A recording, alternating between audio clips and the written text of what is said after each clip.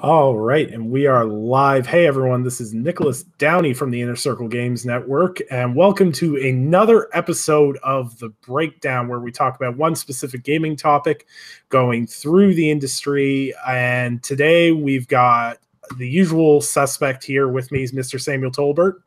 Hey. You know me. English. And we have a special guest today as well. We have John from SGDC podcast. Introduce yourself, sir. Hey, what's up, man? My name is John, and of course, I am at Mr. Megative on Twitter, and I am the creator and co-host of Superform Gamescast, which goes live every Thursday night at 9 p.m. Eastern Standard Time. Awesome. Glad you could make it on. Yeah, of course, man. So we're gonna talk about a little bit of a thing that's been it's well documented in the industry that video game crunch for developers has always been a bit of a thing. We always see jokes about on Twitter about the last 6 months of development being, a grind for the devs and everything else. But this week we've got a little bit of a special case where Dan Houser, who is one of the heads of Rockstar Games, decided to come out and was talking about some of the aspects in the game and was talking about how the game has over 300,000 animations, 500,000 lines of dialogue, all these things that people love about this game. Basically just bragging about how much of a masterpiece this is going to be. By horse testicles that expand based on temperature. I mean, the stuff you expect. Yeah, all the stuff you expect in an open world game. And he slid in this one little bit. I'm not sure if he thought it was going to make them sound impressive or if he thought this would be a good marketing move or he thought maybe people just glaze over it. But he bragged about that Rockstar, he didn't specify who or if it was just a couple people or himself personally. He said, as a blanket statement, we were working 100-hour weeks. Now, to give a little bit of an example here, there's roughly just a little bit over 160 hours in a week. So if you knock that across 7 days, you got roughly like 7 hours to sleep. That doesn't also count in family time, any other responsibilities you have outside of being chained to your desk, basically. So I want to just go through you guys and kind of get your guys' feeling on, what do you think about this statement? Do you think this was bolstering? Do you think Dan was trying to just be a big, this is how hard we work? Or is this something that he shouldn't have been proud of and bragging about, per se? I think he really misread the room on this one. I have no doubt. So there's been a lot made ever since that interview. There's been a lot of half-truths, a lot of people saying, oh, it's really like this. It's really like this. I believe wholeheartedly that there are some pretty shitty working conditions at Rockstar. This isn't the first time we've heard something similar, and I believe that, we already know that crunch is a problem in this industry. It's not something that is, exclusive to Rockstar. There are other companies that do crunch. Having said that,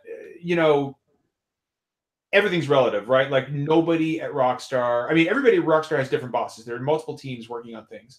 And just because somebody has it bad on one team, working a ton of hours, doesn't mean that somebody on another team has it as bad. Like, for example, the audio guys probably don't have as bad as the beta testers, for example, or the Q&A guys. Oh, yeah. QA is infamously rough, even in nicer studios. Having said that does not justify working 100-hour weeks. No. That is garbage. It's terrible. And to give some context for just how bad it really is, I said this on Twitter a few days ago, but I was in the U.S. Marine Corps. I served 5 years. I had seven, of course, across my military and my civilian career, I've had seven different deployments to combat theaters. In Iraq and Afghanistan. In 2004, during the second major Fallujah offensive, it was one of the worst periods of my entire life. We were at war, and I was pulling 12-hour shifts 6 days a week, and we did 8 hours on and my 8-hour shift was on Sunday. So at war, I was working. I was on task 80 hours a week. These guys were making a video game, and they were working 100 hours a week. for God knows how long. So roll that around in your head. I mean, really think about that. I was a Marine at war, and I was crunching less than these guys making Red Dead Redemption 2. And that's just, in my opinion, completely unsatisfactory, especially since today, it sounds like a lot of those I mean, based on the statement from Rockstar given to Kotaku saying, hey, we're going to change some of our work practices here. It sounds to me like some of this was compulsory, despite what Rockstar may say. And that is completely, it's just, I can't even wrap my head around it. And not only that, but you can have something not be compulsory, but still be compulsory. You can have it, oh, you're not required to, but here's where but we expect it, and oh, but this is what the bosses like to see, or the constant nudging, or the psychological environments, or things like that. Just because on paper you're not required to, doesn't mean you weren't really required to. Especially in the US, where the labor laws are, okay, I mean, let's just call it for ways they're garbage. Yeah, they really terrible. Are.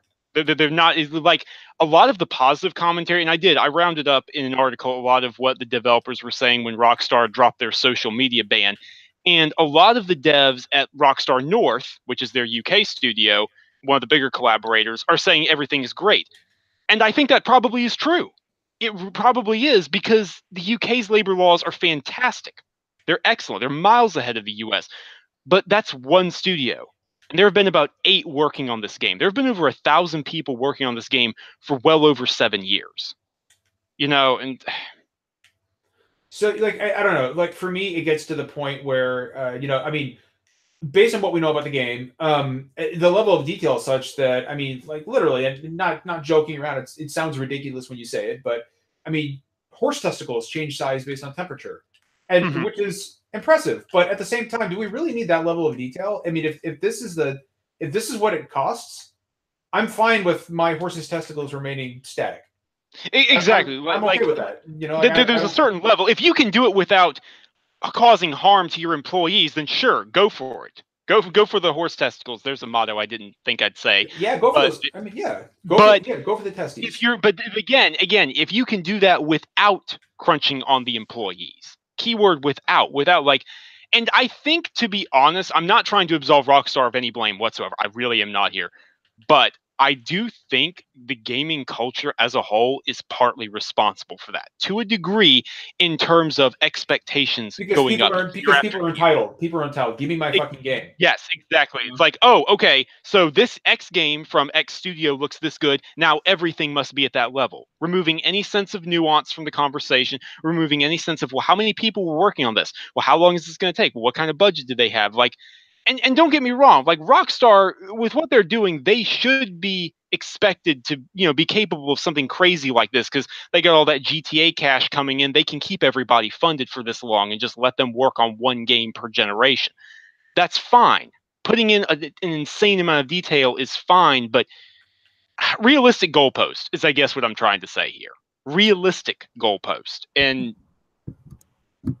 well, the thing too is, I'll say this, like, when my daughter was first born, I worked 2 jobs because I had this whole paranoia and anxiety about not being able to afford everything she needed and everything else. So I worked 2 jobs. I worked at a gas station for 8 hours a day, and I worked midnights at a grocery store. So I'd work 3 p.m. in the afternoon till 11 p.m. at night.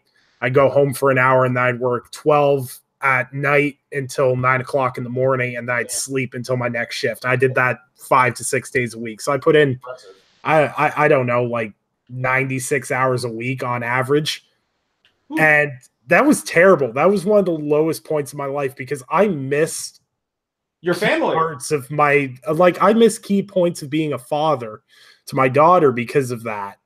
And I eventually stopped doing that because it wasn't worth it. I really don't think, if you have developers putting in those kind of hours, the quality of work that they're going to turn out, like, I'm not saying they do terrible work, but you got to tell me, after about 50 hours of work, the average person's pretty tired. So you add another 50 hours on top of that. How much are they actually putting out? Like, the first 50 hours may be, like, we'll say 80% productivity, but that next 50's it can't be worth the trade-off. No, there have been studies showing this. Like, crunch is inevitably, every time, short-term gain, long-term loss. It's good if you're crunching, like, maybe one day at the very end of your cycle. It's like, okay, we just got to get this push. We got to get this done right here. We got to make QA, but not for weeks on end. That's ridiculous. Here's the other part of the equation that I haven't seen a whole lot of people talk about, and I think it's something that we need to address. Think about the volatility of this industry, right? Look just this year alone. Look at what happened. Screw the year. Just in the past 2 months, look at what's happened to Capcom Vancouver. Look what's happened to Telltale. I mean, for an industry as healthy as it is, in no other industry do you see studios open and close like you do. Not like this. Not like you do in the gaming industry. So not only are you crunching like this and missing key moments in your family's life, it's not good for your health. It's your physical or mental. You are also doing this under the very real threat of, I don't know what's going to happen to my job when this game is done. Right. I don't know what's going to happen to me. And you're doing all this with that thought that there may not be any light at the end of the tunnel. I may be doing this only to be let go once our task is completed. And that's a terrible feeling. Right. I mean, I think Rockstar is probably better off in that respect. Like, I don't see Rockstar's not going anywhere in the industry, so I think that. Oh, sure. No, I'm just speaking in generalities. You know? Yeah, but like non-Rockstar. Yeah, if you're not working for Rockstar, yes, absolutely. GamesIndustry.biz had a wonderful piece on this. Well, wonderful in the sense that it was harrowing. It's not good news. Over 1,000 devs have lost their jobs in the last 12 months. Doesn't surprise me one bit. Over 1,000. And dude, I charted this out on Twitter. I put out a list. Look at the studios that have closed over the last 12 months. We've got Telltale and Capcom Vancouver. That happened in just a week. 6 Foot, the developer of several indie games, including Dreadnought, a PlayStation game, had severe layoffs. Boss Key Productions, that's another couple of hundred people right there. Multiple other studios have had massive layoffs. Indie studios shuttered. Do you know how many studios have been started this year to replace them? 3. 2 of them are just tiny support teams.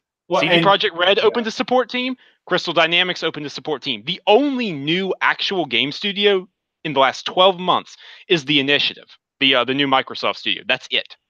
That does not balance out in the equation at all. Yeah, I'm sorry, Nick. Go ahead. You sound like you're about to say something. The thing is like I have a friend I grew up with for a very long time, and he ended up getting into the games industry and everything else. And he went through the struggle of internships in the industry, and whether some were unpaid, some were paid, and everything else. But as he said, it's a really terrifying thing is you have to move in, like he had to move to California to open up his job options and everything else. So he's living in probably one of the most expensive states to live in, trying to work another job while trying to do these internships. Well, absolutely. Even if he got hired on, he said there's no guarantee of job security. As a game developer, you're never 100% guaranteed your job. And that's terrifying because that's something a lot of us take for granted, is the fact that we can come into work as long as we do our job competently and the company's not run by morons, we'll make it to another day. And our families will be fed and everything else. People at Telltale, they did amazing work. Those were passionate, hardworking developers.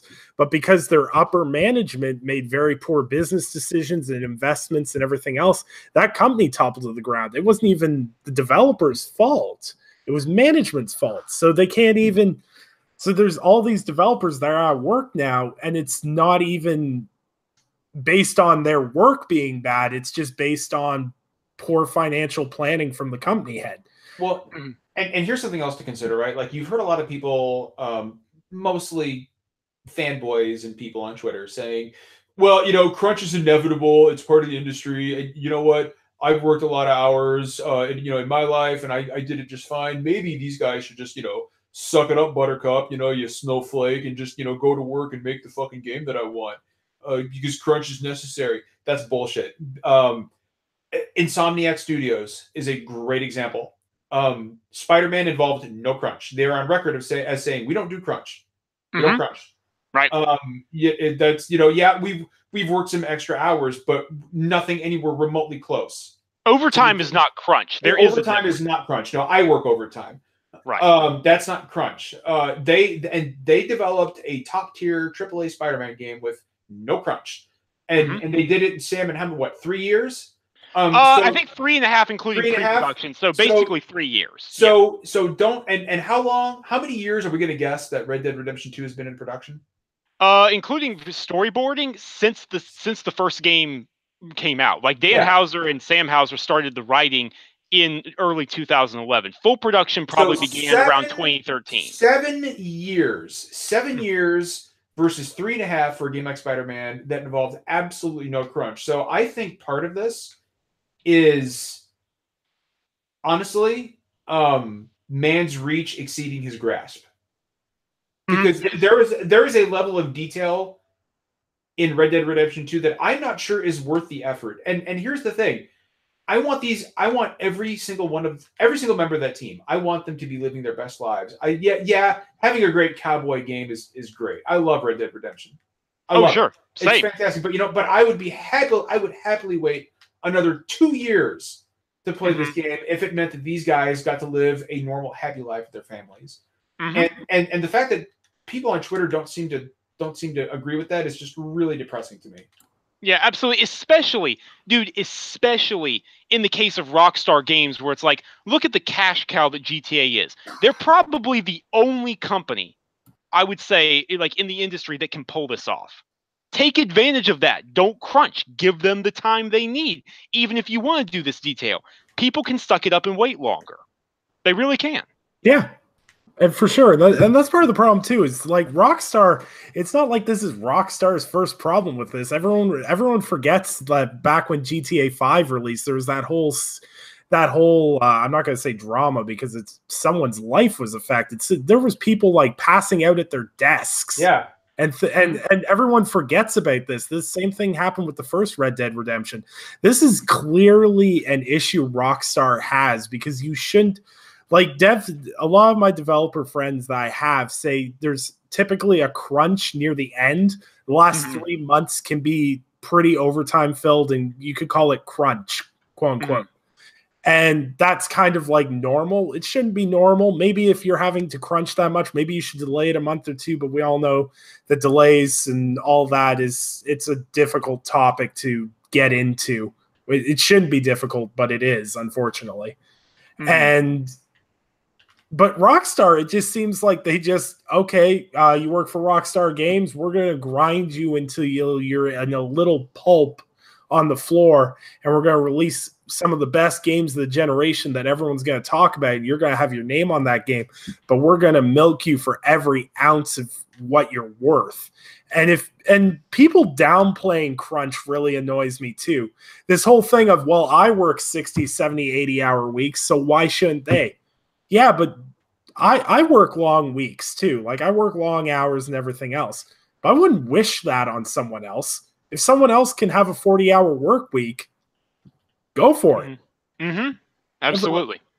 Like you shouldn't wish your shortcomings on other people. I work 60 hours a week usually. 60 plus hours a week, not including like my writing and everything else I do on top of that, which is like my own side thing. So like there's not a lot of time in the day just on that. But I wouldn't wish people to have to work 60 hours a week. Like it's a lack of empathy. Yeah, absolutely. It's a complete and utter lack of empathy. People aren't willing to stop and consider the fact that, you know, these individuals have families, these individuals have lives beyond video games, and you know what it is? It's a combination of privilege and entitlement. That's what it is. Privilege in the sense that most of the guys complaining about this on Twitter have never actually had to work crunch in their lives, so they don't understand what exactly that means. They don't understand exactly what it entails. And the other bit of it is the entitled part. Give me my fucking game. I'm a paying customer. You owe me a game. You owe me a fucking game. When in reality, nobody owes you anything. Nobody. It is a privilege to be able to play. It, honestly, I mean, if you've read Jason Schreier's book, Blood, Sweat, and Pickles, a fantastic book. It is. It is an awesome book. It is amazing that games get made fucking at all. It is. It's kind of a miracle that certain things work as well as they do in the industry. And that's not good. Like you said this earlier, for an industry that is booming and healthy in the money side of things, that is not good. I don't know what the answer is. I'm not going to pretend I do, but something is out of place. I'm not, and I'm not an expert on economy, or I'm sorry, economics. So I can't provide any insight there. But I do know that for something as healthy as the gaming industry, the level of just the attrition rate of the people working in it, like the people who are really making the games, is like it's unique. It really is unique. You're not going to find you don't see anything like that in the film industry or the television industry or or journalism, or it is the only industry this healthy where people's jobs are so volatile. And I don't really understand it. And I don't really understand the mindset that people have that where this lack of empathy disturbs me. It's horrifying to say this, John, but like you can, I'm not sure what people can give about this. You can love Red Dead Redemption 2. Like I'm going to, okay? I'm going to put my hand up and say, I'm buying the game day one. I'm going to love it. I have no doubt. I'm going to enjoy it. I'll probably rave about it. But you can also have empathy for these people and what they've done. Here's the thing. Like I'm going to buy the game. I'm very excited for it. I loved Red Dead Redemption. But I can tell you right now, the apparent employment practices at Rockstar are going to be a hard thing for me to ignore while I'm playing it. I can't deny that. And it's one of those things where it's going to be a distraction for me. And how do I fix it? I mean, like what do we do, right? Like people have said, oh, well, why don't you just boycott it? Well, no, I'm not going to boycott it because that is literally like I could, but that's invalidating all the hard work those people put into it. Like that. I don't believe a boycott is the answer. So not to mention, if you just look at the history, boycotts really haven't worked, especially for a giant like Rockstar. Like it's not for something like this. No. So, I mean, being realistic, like what is the answer? How is this a problem that we actually solve? The only thing I know is we keep beating down doors. Even as we enjoy games and even as we rave about them and love them and share them and buy them, we beat down doors and we make PR miserable for these companies. That's the only answer I know. You investigate, you find out what's going on. Jason Schreier he's working on a big piece, I think, like supposedly breaking down the realities of what's actually going on there, good, bad, and ugly. Things like that. Show the truth of what's going on. I'm glad it's Jason doing this because I mean Jason is one of those reporters who, if he reports it, you can take it to the bank. Yeah, that's what I always tell people. Like, I don't care what you think of his opinions. I don't agree with him on almost any of his video game opinions. If he says something is happening, it's happening. Yeah, no, he has some of the most tightly vetted sources in the entire industry. And like you said earlier, like this is not something that is new. Rockstar. It's not unique to Rockstar. Not only is it not unique to Rockstar, it's not new for Rockstar. There have been rumblings about this sort of thing for years. And again, what blows my mind is, again, with the cash cow that GTA is, they should be the ones avoiding this. I think that's what's most infuriating about it. On top of all this, did you guys hear about the gender pay gap? I saw some things on that, but I didn't see, I saw one source and I didn't see any other backup, so I was kind of waiting for more info. Men in general make 64% more than females do at Rockstar. I mean, here's my surprised face, but I mean, which is just like for both these news stories to break at once, it's just Jesus Christ, guys. Yeah, it is quite obvious to me that there are more than one. There's more than one problem at Rockstar. There's an issue there, and it needs to get solved. I don't know where it starts. I don't know where it ends. I'm not an expert, but I do know there's something in my opinion that is just deeply wrong there. And to just blithely enjoy, Red Dead Redemption 2 without acknowledging that it was literally, the game literally came about through people missing time with their families on a large scale. That is going to taint my enjoyment of the game. And anybody who disagrees with me, or that's fine. You're allowed to do that, but I refuse. I refuse to be unempathetic about the situation. I refuse. Yeah, and I love video games, but they will never be as important to me as human lives. Right. Ever.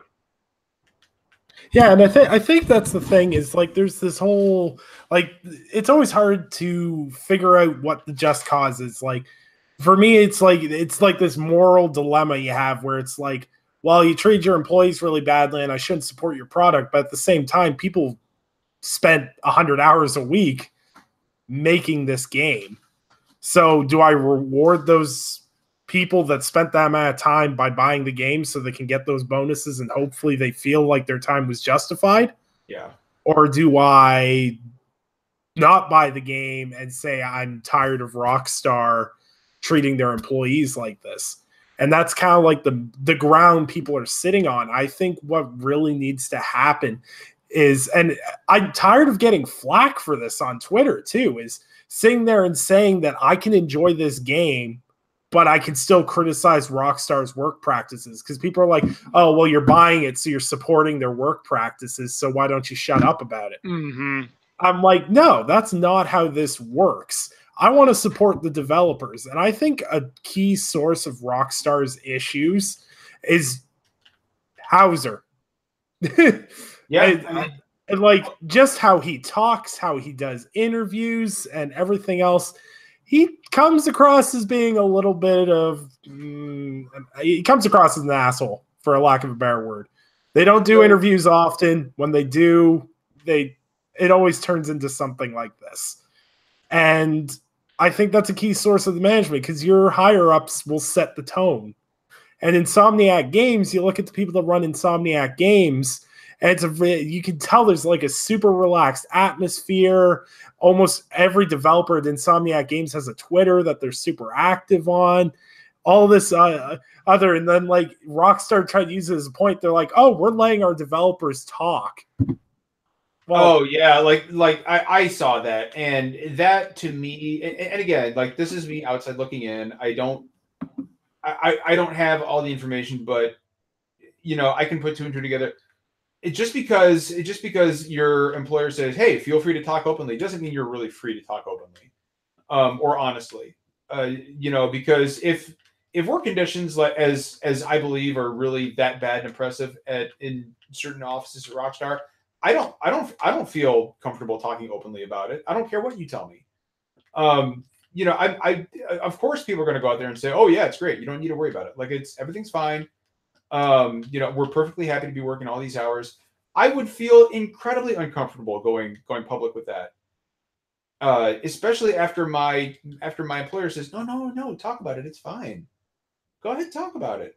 It's just, no, I don't, yeah, no, it's just not something that I personally would be comfortable with. And so a lot of that stuff just reeks of, I am afraid to speak up. Yeah. I agree with that. Anyone who's worked in any form of workplace, like I've worked factory life a good majority of my life. And, when your manager asks you, oh, do you guys have any issues? Like you're in that big meeting with all the workers, there's like 70 in there. And they're like, oh, does anyone have any issues? And then that one guy brings up an issue that's bugging like a small group of people within the company. But then the big group of people get really mad at that smaller group for getting mad about it. Yep. Like some people, there's some people I work with are overtime machines. They love working 90-hour weeks. I imagine Rockstar is the same. There's some people that love that crunch. They can be crazy as they want. That's their own choice and everything else. Exactly. But I mean, it's a complex, multifaceted problem with no easy answer. Mm-hmm. What I do know ultimately at the end of the day is it is 100% possible for these big AAA experiences to be made and crafted without forcing your employees to work 100 hours a week for 4 months. Especially somewhere like Rockstar. Yeah, there's just no call for it. There's no call for it at all. And especially with over a period of 7 years, you had 7 years to make this, mm-hmm. and you have to crunch. I'm not a developer, so I don't want to sound like I am incredibly wise on this, but I do know a few developers, and I'm talking developers at big AAA studios. They don't crunch. Mm-hmm. They don't. Mm-hmm. So I don't know, man. I'm gonna purchase the game. I'm gonna enjoy it, but but that is going to be in the back of my head while I'm playing it, and it's unfortunate because it's going to take my enjoyment of the game. And I'm just there's a part of me that is going to be hoping that the individuals who made it are happy and able to take a break, have a rest. Seriously. And by the way, on the whole, AAA developers developing games, much quicker than 7 years. You brought up Spider-Man and Insomniac as an excellent example. The Coalition, which is an incredibly well-managed studio by Rod Ferguson. Do you know how long it took them to make Gears of War 4, John? No. Less than 2 years. That's nuts. 1 year, 10 months, and the studio had an incredibly positive rating. Like they won awards from Women in Gaming and things like that, just in terms of how well they manage things. So it is possible. Wasn't EA rated also as a great place to work? Amazingly enough, EA, and I'll tell you where else, Activision. Activision has also, even though like the business practices and things like that, and maybe how some of the games turn out, that's up in the air, obviously, but they take care of their employees. That's well documented. Yeah, I was going to say, Activision has actually one of the best benefits packages you can actually get in the video gaming industry, as well as being one of the highest paying companies for what they take their developers for. So it's and I know some of their policies regarding YouTube usage are kind of draconian, but I've heard Nintendo is also a very nice place to work for a lot of people. Yes, actually, Nintendo. I've heard nothing but positive. You just kind of have to look at companies, and you look at some of these game companies, and you see these guys that work there for 15, 20 years, or you start seeing like people that have been there for a long time, and it's all built up of all these veterans. You know that it's obviously a positive place to work. It's like any other job. You go into a workplace, you start a new job somewhere, and you walk on the floor. I just started a new job a few weeks ago, and I came out on I started my first day, and I talked to everyone on the floor. There isn't anyone there that hasn't been there for at least 10 years. That to me speaks volumes about their turnover. They have only had like 3 people turn over in the past 5 years. So obviously it's a good place to work because they can keep their staff. But like the previous place I worked, it was like different people every week. And that's not a good vibe to have. I imagine it's the same thing with game studios. And to kind of wrap this subject up, do you guys think why we've seen so many developers exit the games industry as a whole? Like we've seen, I'll use a perfect example right now is Cliff Bleszinski exit. Like, of course, you have a studio failing and everything else. But do you think that all these years of crunch, because it's well documented that Gears of War had really bad crunch at Epic? Under the Epic. Yeah. When they were under Epic, and then Cliff probably put himself through his own crunch while doing Boss Key Productions, and now he just doesn't want anything to do with the industry as a whole. Do you think this is a reliable cycle? Like with video games, we have all these creators we love, but we run them into the ground, and that's going to become a problem more and more. You just have to, for me, you just have to look at guys like Cory Barlog and the amazing work he did with God of War 4 and how he managed to fight for his own development team so they'd have the time they needed so he didn't have to crunch as heavy. And when the crunch got too bad, he fought for his development team to have more time. I had a one-on-one 45-minute discussion with him at PAX West at the What's Good Games meet and greet, and man, he's an incredible person. Oh, Cory he's fantastic. He really is one of a kind, and I think that's what, to basically wrap this show up, I think that's what needs to happen. I don't think there's much we can do on the consumer end to fix what's going on the development side as far as how these employees are treated and everything else.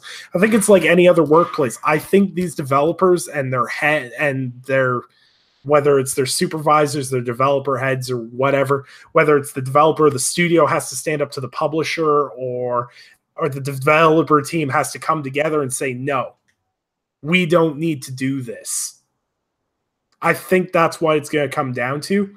But there seems to be the constant problem with the video game industry as well, as there's so many out-of-work devs that are willing to grind themselves into a pulp to fill those jobs in. Well, I don't want to be part of this crunch. I don't want to be part of this style of development studio. So I quit. Okay, well, there's a 22-year-old who just finished his degree and he needs a job really bad. We can pay him less than that guy and we'll grind him into a pulp next. It's just like an endless cycle.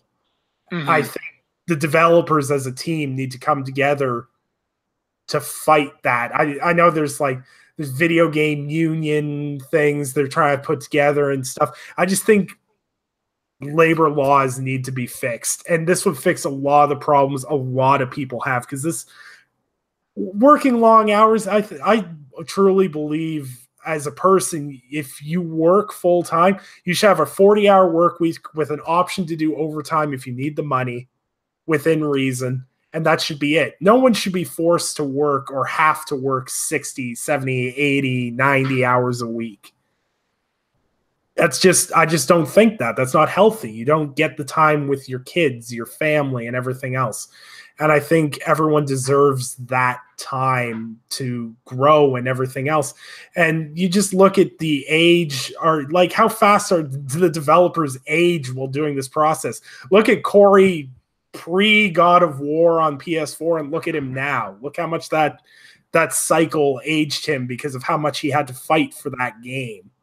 And that's just kind of the thing we're putting these developers through. We love their games. We love their art form. But we also got to show them the respect they deserve and say, you know what? I can wait another year to play this game. And it's not like there's a shortage of games right now to be played. Seriously. This whole spring that we've got lined up next year, you could delay half of those into the summer, and I'd be like, whew, maybe I'll actually get to beat some of these before. So it's not like, it's all about fighting for space and everything else. But I just don't think this is necessary, and I think everyone should call Rockstar out for this because it's just not human to me. Yeah, I agree completely. And yeah, it's a terrible situation all around. Even more so due to the fact that guys like us are essentially, we can raise our voices, but that's really all we can do. Yeah, and since it's all we can do, we darn well sure need to make sure we're doing it. Exactly, which is exactly what we're doing. Empathy. Right, even if you're going to love the game and enjoy the game, empathy. Yep. So yeah, that pretty much wraps up the show. We'll get to outros here. John, where can people find you? You can find me on Twitter at Mr. Negative.